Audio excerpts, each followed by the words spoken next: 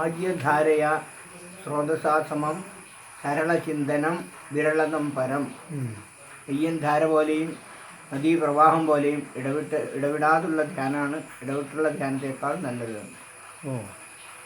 രമണ മഹർഷി രമണ ഗീതയിലുള്ളതാണ്. ഉപദേശസാരത്തിലുള്ള ഇടപെട്ടെന്ന് പറയുമ്പോഴത്തേക്കും എന്താ ശരിക്കും പറഞ്ഞത്?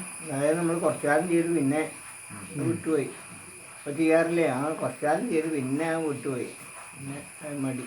ഒരു ദിവസത്തെ അങ്ങനെ അങ്ങനെയൊന്നുമില്ല, ഒന്നുമില്ല.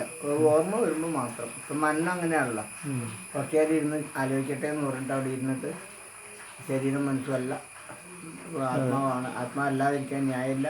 ശരീരത്തിന് കഴിയാത്തതാണ്, മനസ്സിനും കഴിയാത്തതാണ്, ബുദ്ധിക്കും കഴിയാത്തതാണ് ഈ ആത്മാവ് ചെയ്യുന്നത്.